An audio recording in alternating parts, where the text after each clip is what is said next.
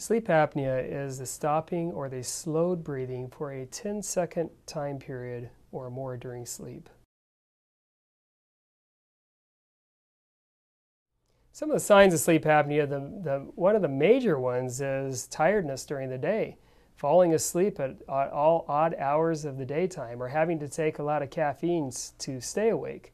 It's interesting, some children can have sleep apnea, and it can be a very serious thing at age 4 or age 5 or even a little earlier, and it can cause ADHD, lack of concentration, and learning disabilities because the child's simply not sleeping, so they're exhausted all day long. Other symptoms of sleep apnea would include waking up a lot at night, having to get up and use the restroom a lot of times at night, gasping for air. Snoring is a major not cause, but symptom of sleep apnea. But just because you snore does not mean you have it, but it is certainly a sign that you may have sleep apnea, as there are many, many others that are signs of sleep apnea as well. Snoring is a very interesting thing when it comes to sleep apnea. It just simply is a partial blockage of the airway causing the snoring sound. So that may or may not cause a lack of breathing. Sleep apnea is a cessation of breathing. Snoring is just simply a sound of a partial blockage, but it may or may not be affecting a person physically.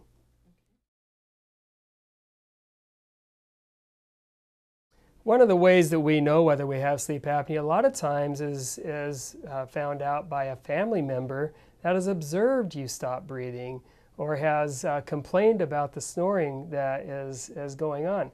Snoring is usually followed by a moment of silence. It's that moment of silence that we have to worry about because that's when you actually stop breathing. And after that moment of silence is over, that's usually followed by a cough or a gasp or a snorting or something, followed by more snoring. And so this cycle goes on and on over a time period, maybe hundreds of times in a night. And the body just simply has this oxygen that gets depleted and then comes back in the bloodline and back and forth.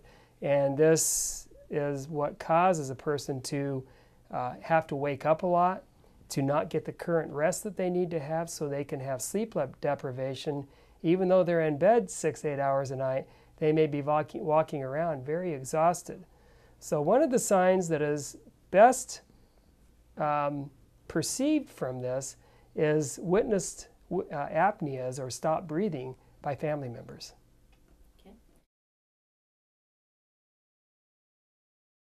It is very detrimental to your life for many reasons. One of those is because when your brain wakes you up hundreds of times a night, you don't get into the reparative level of sleep.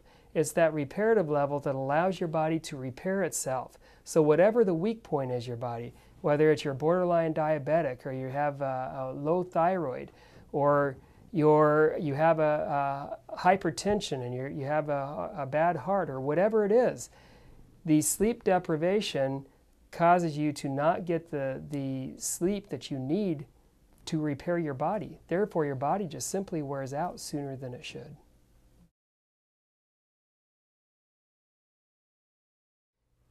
When we have people that come here that are undiagnosed and suspect that they have sleep apnea, the first thing that we would do is we would take a very thorough health history and sleep history survey of what the patient's symptoms are. Then we would look in the mouth and see what we see orally, evaluate the airway and the tonsils or the tongue and the size of the mouth and all of this to see how severe we think it is. We would also talk to them about their symptoms as far as daytime tiredness or snoring or whatever their chief complaint is. If we feel at that point that it is a good chance that they have sleep apnea, then what we would do next is we would send them home with a home sleep test that evaluates for sleep apnea. It has a whole lot of data that it stores in a little computer box. We in turn send that data to a sleep specialist, a pulmonologist here in town that does a complete evaluation and read and diagnosis and recommendation for us.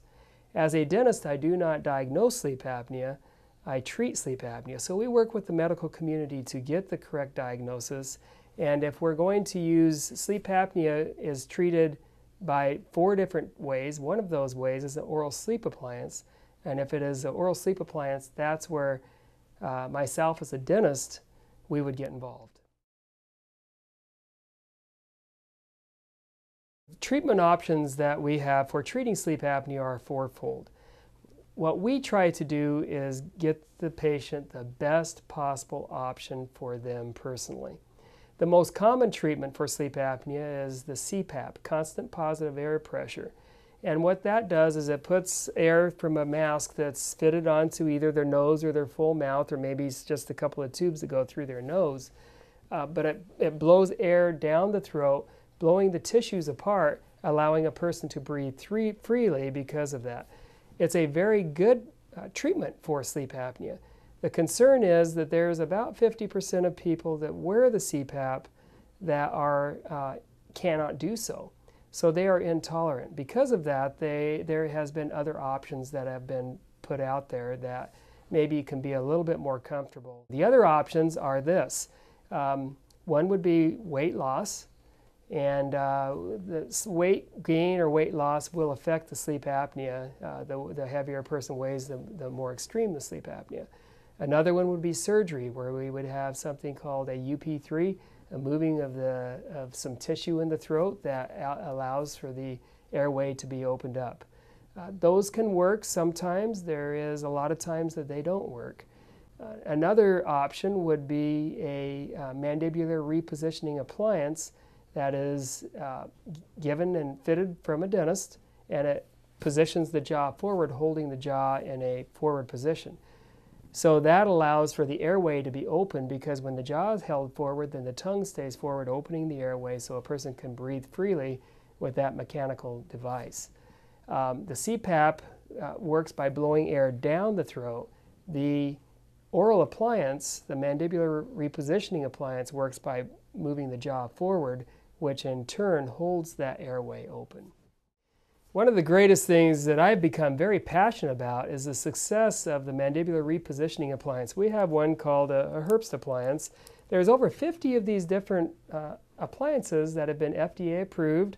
They have been approved to be used successfully since 2006, and a lot of research that was done to get that approval, both with the FDA and also with the medical academy that deals with sleep, the American Academy of Sleep Medicine.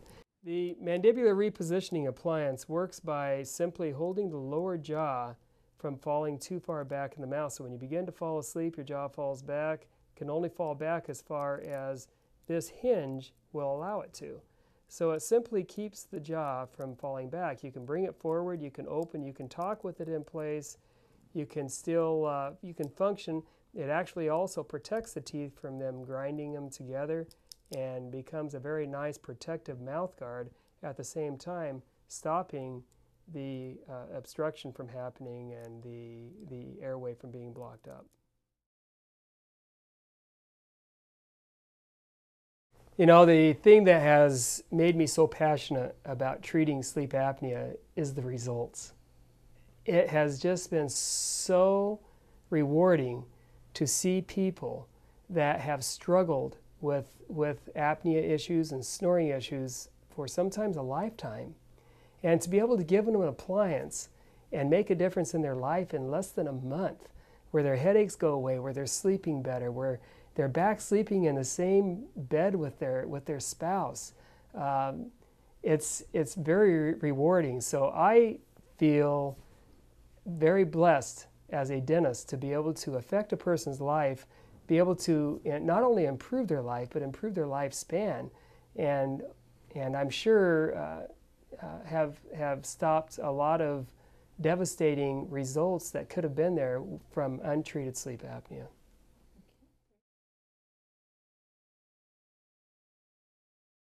Here at the Illinois Institute of Dental Sleep Medicine, we have gone to great lengths to be able to provide medical coverage for our patients. We have set up a separate corporation ran off of a medical model more than a dental model, so that we are able to submit insurance, we have become credentialed with many different insurance companies to where we are in-network providers for these different companies, including Medicare. So we are, for almost all insurance companies, able to, or for all, I should have said, for almost all patients, we are able to submit and only charge them what their copays or their deductibles would be and take the rest straight from medical insurance.